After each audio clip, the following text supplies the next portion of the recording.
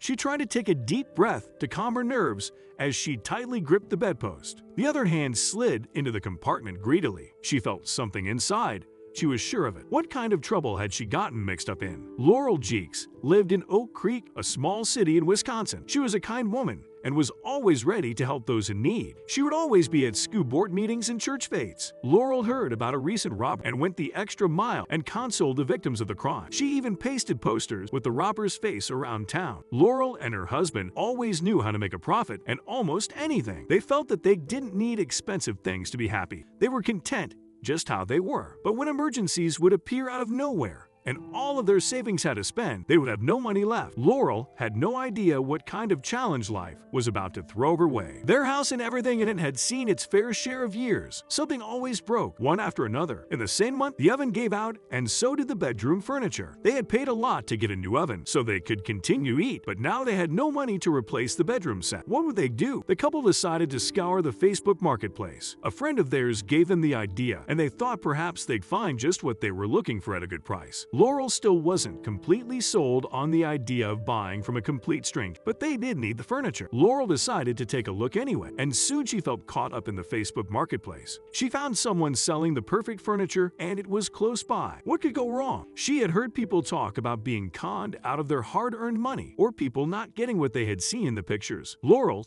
still didn't think anything would happen to her. When Laurel got to the house and saw the dresser, she instantly loved it. Her husband was convinced it was Amish-made and antique, but what both of them were thinking was if they could afford it or not. They could see that the owner was selling all of his pieces quickly, so they had to act fast. Someone else might snatch it away from them if they didn't make up their mind now. Laurel mustered up all of her courage and approached the man. She asked if they'd consider selling it for $325. It was everything they had in their pockets. Without hesitating, the man said yes and snatched the money away from her. They had bought the beautiful set. The man's poor attitude didn't even bother the couple. They were just psyched to have the new bedroom set. They had bought the set for such a steal, but doubt soon clouded Laurel's mind. Why had the man agreed to sell the set at such a low price without even thinking twice about it? But it was already done. She couldn't go back now. They moved the set into the bedroom, but weren't prepared for what they'd uncover. Laurel suddenly realized that the dresser wouldn't fit into the bedroom. She couldn't believe she made such a silly mistake, but she wasn't disheartened. She'd make a plan. It was beautiful, she thought as she sat down and looked at the piece. She ran her hand against the smooth wood and felt a small piece of metal underneath the drawers. She called over her husband to feel it for himself. He seemed to think it was just a random piece of metal or part of a fixture, but Laurel wasn't convinced. She first tried pulling on it, but nothing happened. Conceding that it may just be an anomaly, she and her husband went to bed. As Laurel lay there, she had a strange feeling that she just couldn't shake. Why would there be a flaw in the piece of furniture? She knew that the Amish prided themselves on their craftsmanship. There had to be more to it. Unable to sleep, she decided to investigate further. She depressed the area, and then she heard a faint click, a hidden compartment. She suddenly recalled how quick the guy had been to sell in the furniture. Had he known about this secret cache, she really should check inside. How could she go to sleep now, knowing there was something unknown tucked away right next to her bed? It could be anything. Could the seller have hidden stuff in there? Had he or the owners of the furniture wished to do away with something? Her mind was racing. There was only one thing for it. Laurel's mind began spinning with theories. Something bad, something incriminating, something stolen, evidence. What could someone have hidden inside? Putting her fears aside, she carefully reached into the crevice and felt around the back with her fingers until she felt something that definitely wasn't supposed to be there. She yelled for her husband to wake up. She didn't want to uncover whatever it was on her own. Her husband woke up with a start. "I was right. There's something in here," Laurel whispered nervously. With her husband looking on, he himself now equally intrigued, Laurel carefully reached inside with her hand again. Would it contain jewelry, cash, antique items, valuable collectible cards? They fantasized about so many things, but when Laurel finally pulled the object out,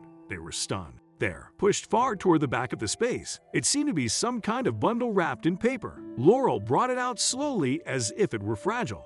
An old brown envelope. She held it gently with both hands and sat staring at it, dumbfounded. "Well, don't just sit there. Open it up," was her husband's impatient reply. She peeked inside and a few seconds later looked up at him with wide eyes, opening it up. Reaching inside the secret compartment again, Laurel brought out another envelope and then another. She opened the first envelope and couldn't believe her eyes.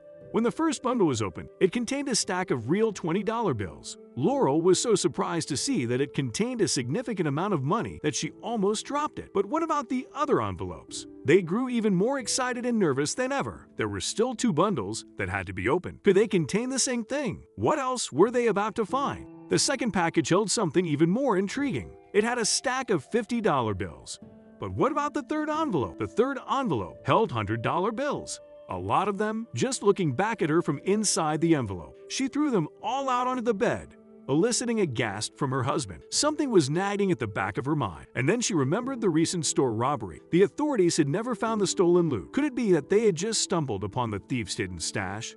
After counting everything, they placed the money in neat piles on the bed, a swathe of blue bills that matched the pattern on the quilt. $11,000 in total. There was no doubt in Laurel's mind about what to do next. Report their find to the local police. In the meantime, her husband had stuck his own hand into the space and rummaged around further. Lo and behold, out came another bundle. This time it was just a bunch of old bank statements. Laurel's mind wandered as she examined them, and suddenly it hit her. She had recognized the Facebook Marketplace seller. She would get to the bottom of this, she thought to herself as she logged onto Facebook again. The minute she saw the seller's profile, she knew she was right. It was him. Should she tell him what she knows? Laurel dialed the seller's number. How would she approach the call? She would just lay it all out, she decided. She calmly told him about her find in the secret compartment and that she knew it had something to do with him. She had recognized the surname on the bank statements. DePere. DePere was the same surname as that of the seller. Yes, he told Laurel, the bedroom set had belonged to his late parents. The furniture had been part of their estate sale. He had wanted to get rid of everything to bring closure, but he hadn't been aware of their hidey hole. Would Laurel return its contents? Laurel had thought long and hard about how she could use $11,000. She could pay off her granddaughter's student debt, renovate her old house, or go on a relaxing holiday. But she didn't indulge these wild fantasies for long. As a woman who prided herself on her moral compass and strong values, she didn't even hesitate to do the right thing. Of course, she immediately returned all the money and the bank statements. The seller was the rightful owner after all. His parents had worked long and hard and saved for that money. Yes, it would have been great to be $11,000 richer, but she was no thief. One good turn deserves another. As a reward for her honesty, the guy gifted the Good Samaritan some of the money she had returned.